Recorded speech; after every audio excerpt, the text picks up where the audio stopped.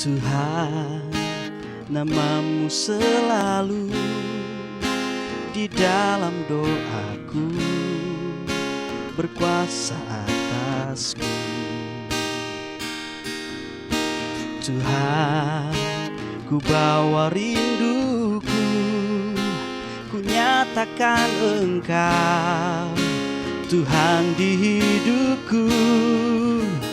Bagi nama Tuhan kemuliaan, kejayaan. Nama-Mu berkuasa, diam dalam hadirat-Mu.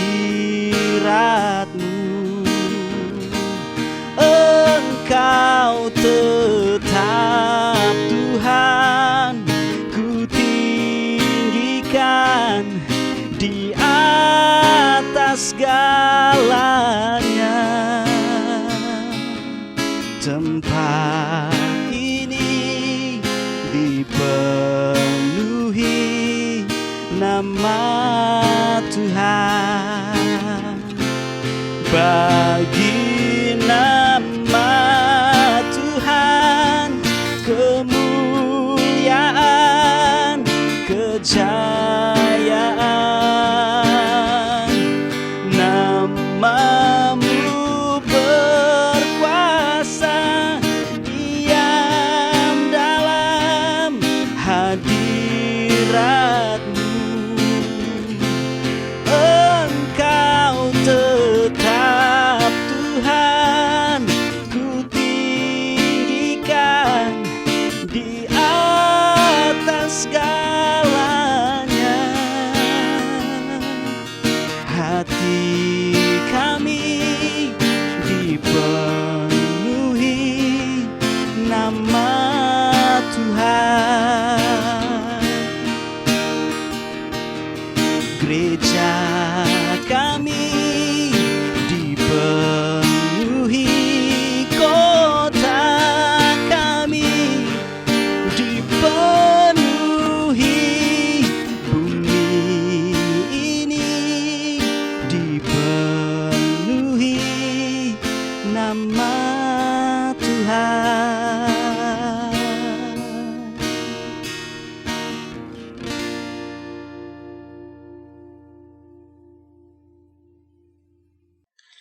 Haleluya, jumpa lagi dalam program pendalaman Alkitab, khususnya kitab Daniel. Dan malam hari ini sebelum saya mulai, akan saya awali dengan doa. Bapa di surga, Bapa yang kami puji dan sembah di dalam nama Tuhan Yesus Kristus, kami mengucap syukur dan terima kasih atas kebaikan Tuhan, kemurahan Tuhan. Pada malam hari ini kembali kami akan melanjutkan pendalaman Alkitab, khususnya kitab Daniel. Tuhan, tolong kami, urapi kami hamba-Mu, urapi para yang mengikuti program ini, supaya kami boleh mengerti apa yang menjadi kebenaran firman-Mu, menjadi penuntun dalam hidup kami, untuk kami tetap berjalan dalam kebenaran-Mu. Terima kasih Tuhan, kami akan menerima kebenaran firman-Mu dengan iman, dalam nama Tuhan Yesus Kristus. Haleluya. Amin. Nah, puji Tuhan, pada minggu yang lalu kita sudah sampai kepada Daniel pasal 7 ayat 4 sampai kepada ayat yang ke-6. Ya, seperti saya sampaikan bahwa di dalam Daniel pasal 7 ini ada 6 bagian utama yang saya akan sebutkan di sini. Yang pertama adalah tentang 4 mata angin.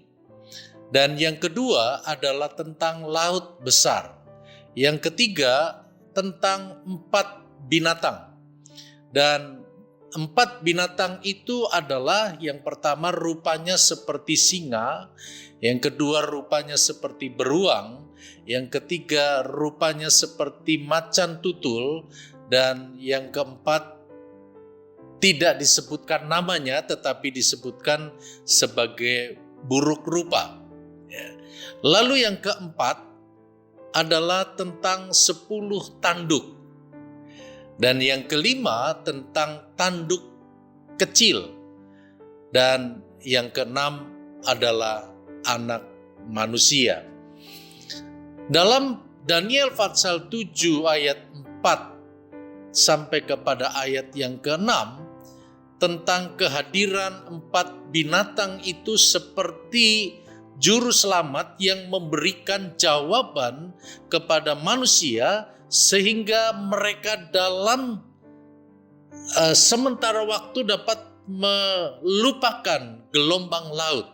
Ya, kehadiran juru selamat dapat membuat mereka melupakan gelombang yang sedang terjadi. Nah, 4 binatang yang muncul berhubungan dengan Raja Nebukadnezar dalam pasal yang kedua. Maka pada malam hari ini saya akan menyampaikan kepada Bapak Ibu Saudara sekalian tentang bagian utama yang ketiga, yaitu tentang 4 binatang. Nah, 3A, ya saya kasih huruf 3A, dikatakan rupanya seperti singa. Ya, ini bicara mengenai kekuatan. Ciri-cirinya yang pertama dikatakan memiliki sayap Raja Wali. Itu bicara mengenai kecepatan. Lalu ciri-ciri yang kedua diberikan hati manusia. Dan ciri yang ketiga berdiri dengan kaki. Lalu yang keempat bulunya tercabut. Ya, 3B ya, atau binatang yang kedua rupanya seperti beruang. Nah, di sana disebutkan ciri-cirinya. Yang pertama, dia berdiri pada sisi sebelah. Ya, nanti saya akan uraikan mengenai ciri-ciri dari 4 binatang ini. Lalu ciri yang kedua adalah 3 tulang rusuk di mulutnya. Dan ciri yang ketiga, makannya banyak. Ya, nah apa gerangan arti-artinya nanti kita akan lanjutkan. Lalu binatang yang ketiga, yaitu saya kasih huruf C, 3C, rupanya seperti macan tutul. Ya. Nah, ini cirinya ada 4 sayap burung pada punggungnya. Lalu ciri yang kedua berkepala 4. Ya, jadi rupanya seperti macan tutul, ada 4 sayap burung pada punggungnya dan memiliki kepala 4. Ya. Nah, lalu yang binatang yang keempat tidak disebutkan namanya di sana, hanya dia disebutkan sebagai buruk rupa.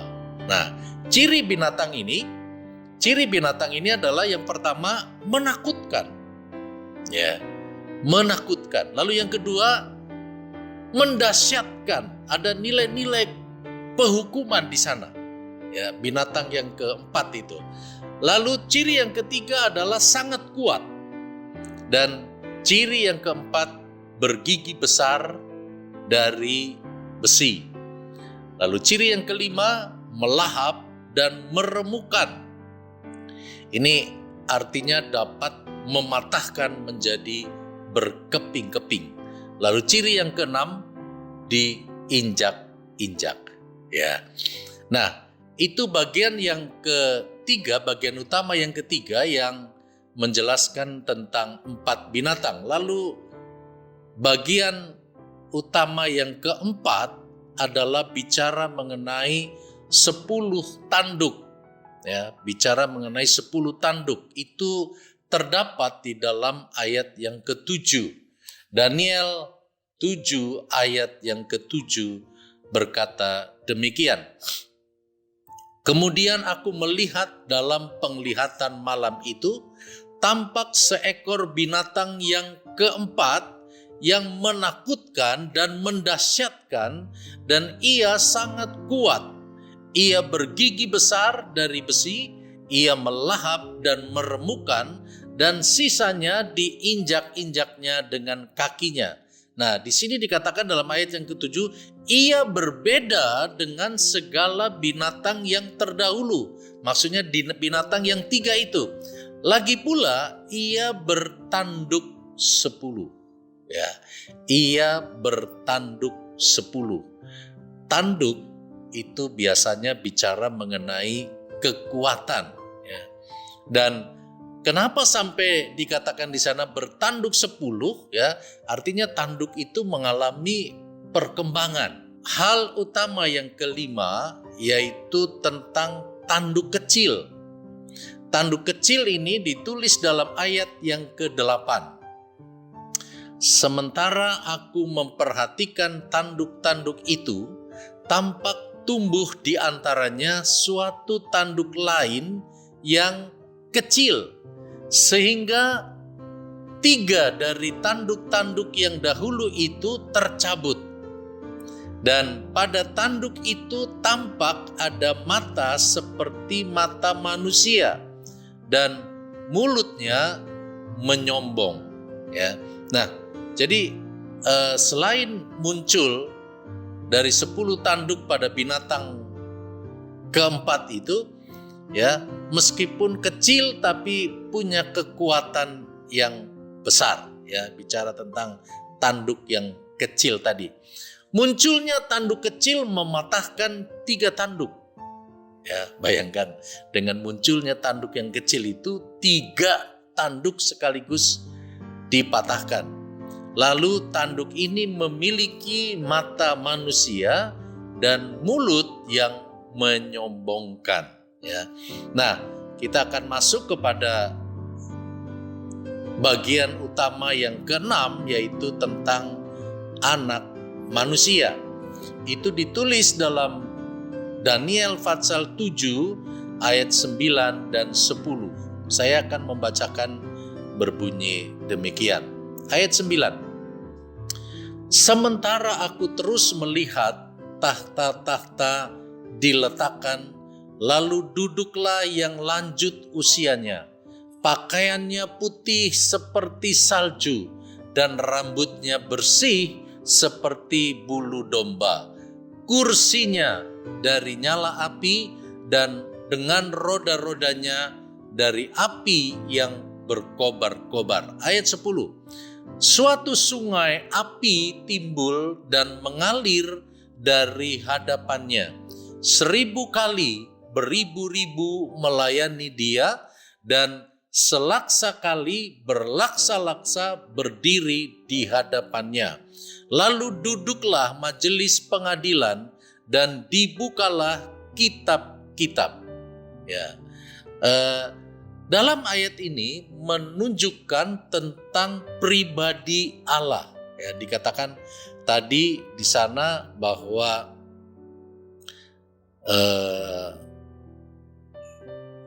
data-data yang dapat kita himpun dari kedua ayat ini yang menunjukkan bahwa ini adalah merupakan pribadi Allah, gambaran dari pribadi Allah. Ya.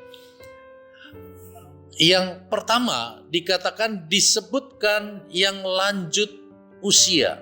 Ya, ini artinya menggambarkan tentang Allah atau pribadi Allah yang kekal. Ya, dari dulu sampai kekal. Ya, sampai selama-lamanya. Ya, lanjut usia. Lalu yang kedua dikatakan pakaiannya putih seperti salju. Artinya bahwa Allah yang kita sembah, Allah yang Daniel sembah adalah Allah yang tidak mengenal dosa. Putih, bersih, kudus, tidak mengenal dosa. Ya. Lalu yang ketiga, bagian ketiga dikatakan rambutnya bersih seperti bulu domba. Ya. Nah, ini menjelaskan bahwa Allah kita tidak memiliki kenajisan. Ya, jadi sehingga rambutnya bersih seperti bulu domba. Ya, tidak ada kenajisan di dalam pribadi Allah. Lalu yang berikutnya, kursinya dari nyala api. Ini berbicara tentang tahta Allah yang penuh dengan kemuliaan. Ya, tahta Allah yang penuh dengan kemuliaan. Lalu pada bagian terakhir dikatakan mengalir api. Kita ingat bahwa Allah itu seperti api yang menghanguskan. Itu bicara mengenai Dia adalah sebagai hakim yang adil nanti pada akhirnya. Ya, Dia adalah menjadi hakim, sehingga dikatakan mengalir api, akan memisahkan yang benar dan yang salah, akan memisahkan yang kudus dan yang tidak kudus. Jadi ayat yang ke-9 dan 10 ini berbicara tentang anak manusia, yaitu tentang Allah. Nah, malam hari ini kita akan lanjut kepada ayat 11 sampai kepada ayat yang ke-14. Saya akan membaca Daniel pasal 7 ayat 11. Aku terus melihatnya karena perkataan sombong yang diucapkan tanduk itu. Aku terus melihatnya sampai binatang itu dibunuh, tubuhnya dibinasakan dan diserahkan ke dalam api yang membakar. Ayat 12. Juga kekuasaan binatang-binatang yang lain dicabut dan jangka hidup mereka ditentukan sampai pada waktu dan saatnya. Ayat 13. Aku terus melihat dalam penglihatan malam itu, tampak datang dengan awan-awan dari langit seorang seperti anak manusia. Datanglah ia kepada yang lanjut usianya itu, dan ia dibawa kepadanya. Ayat 14. Lalu diberikan kepadanya kekuasaan dan kemuliaan dan kekuasaan sebagai raja. Maka orang dari segala bangsa, suku bangsa dan bahasa mengabdi kepadanya. Kekuasaannya ialah kekuasaan yang kekal, yang tidak akan lenyap, dan kerajaannya ialah kerajaan yang tidak akan musnah. Ya. Ayat 11 sampai kepada ayat yang ke-14 ya, diakhiri dengan kata kekuasaannya kekal dan tidak akan lenyap. Kita tahu kekuasaan siapakah yang akan kekal. Kekuasaan siapakah yang tidak akan lenyap. Sangat berbeda dengan 4 binatang tadi. Ya. Nah, Daniel terus memperhatikan sampai kekuasaan semua binatang akan berakhir atau dicabut. Ya, ini sesuatu yang luar biasa, penglihatan kepada Daniel ya, bahwa kekuasaan dari semua binatang yang dia lihat itu akan berakhir dan akan dicabut ya. Ini berbicara bahwa ketika nanti masuk pada 1000 tahun damai, itu segala kekuatan dunia akan berakhir ya, akan dicabut ya. Artinya bahwa Tuhan akan bangkit dan akan berperang menaklukkan kekuatan dunia tersebut ya. Nanti akan ada yang disebut dengan perang Harmagedon yang terjadi sebelum 1000 tahun damai ya. Nah, akhirnya visualisasi yang dilihat Daniel ini adalah bicara tentang akhir zaman ya, bicara tentang akhir zaman. Nah, lalu kalau kita membaca terus lanjut dari ayat yang ke-15 sampai kepada ayat yang ke-27, itu di sana berbicara mengenai arti dari penglihatan. Ya.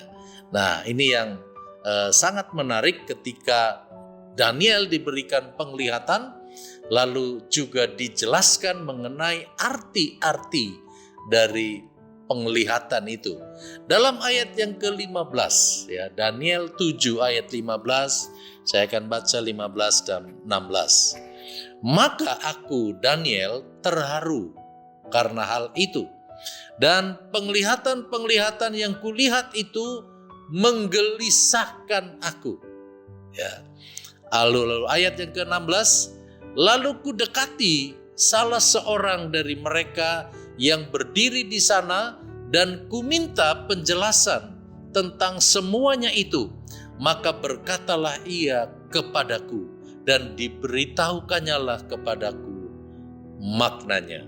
Ya, saudara-saudara yang saya kasihi di dalam Tuhan, bahwa ketika Daniel memperhatikan penglihatan-penglihatan ini, maka penglihatan-penglihatan ini membuat dia gelisah. Ya, membuat dia gelisah, lalu dia mulai mencari salah seorang yang ada di sana, lalu dia minta penjelasan. Ya. Dan akhirnya Daniel mengerti makna dari penglihatan itu. Ia dapat mengetahui karena punya keinginan yang besar. Ya, dikatakan Daniel berkata, ku dekati di ayat yang ke-16. Ya, Daniel begitu ingin mengerti. Daniel begitu rindu untuk apa arti dari yang sudah dilihat itu. Ya, ini menjadi gambaran buat kita. Ketika ada hal-hal yang kita belum tahu, ketika ada hal-hal yang kita tidak mengerti, kita harus belajar seperti Daniel. Kita harus mendekati Allah kita. Maka Allah akan memberikan informasi sama seperti kepada Daniel, ya. Dan akhirnya dikatakan dapat ku ketahui, ya. Jadi informasi itu diberikan oleh Allah kepada Daniel, ya. Dalam ketrinitasan Allah, dalam Tritunggal, ada dalam penglihatan Daniel yang berasal dari Allah, ya. Nah, saudara-saudara, kita lanjut dulu, ya, dalam ayat yang ke-17. Daniel pasal 7 ayat yang ke-17.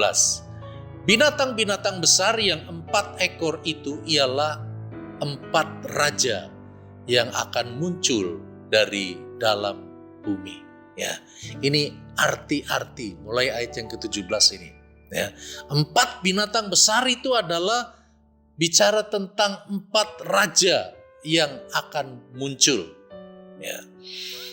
Yang pertama dikatakan binatang itu seperti singa, dan ini adalah bicara tentang kerajaan Babel. Lalu yang kedua, binatang itu seperti beruang, dan ini adalah bicara tentang kerajaan Media dan Persia. Lalu yang ketiga, seperti macan tutul, dan ini bicara tentang kerajaan Yunani. Lalu yang keempat dikatakan buruk rupa, dan ini bicara tentang kerajaan Romawi. Ayat yang ke-18, ya.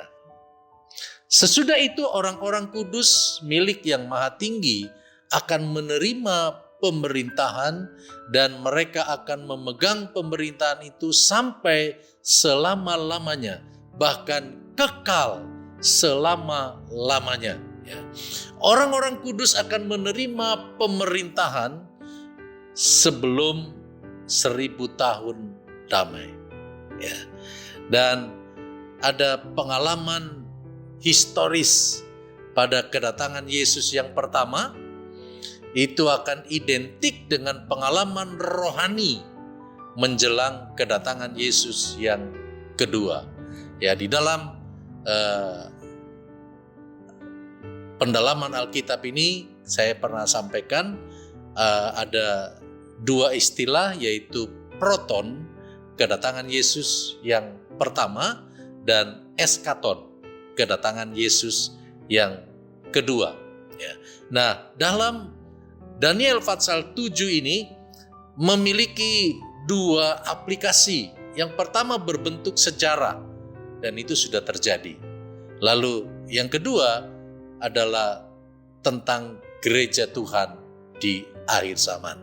Nah, saudara-saudara, minggu depan akan lebih menarik karena kita akan belajar lebih dalam lagi arti-arti dari kenapa ada sayap burung Raja Wali, kenapa ada muka 4, ada yang berkepala 4, kenapa ada tanduk 10, ya itu kita akan jelaskan pada minggu depan. Nah, saudara-saudara, untuk malam hari ini kita akhiri dulu ya, dan saudara, saya berharap bisa sabar untuk kita bisa mengikuti program pendalaman Alkitab ini, Kitab Daniel ini pada minggu depan. Ya, akan lebih menarik karena kita akan mengerti dengan jelas apa arti dari 4 binatang itu, ya, binatang yang seperti singa, lalu ya ciri-cirinya seperti apa, dan itu semuanya ada arti-artinya dalam kitab Daniel ini. Ya, puji Tuhan. Malam hari ini saya akhiri program ini, saya akan akhiri dengan doa. Ya. Kembali lagi Tuhan, kami bersyukur dan terima kasih buat kebaikan Tuhan.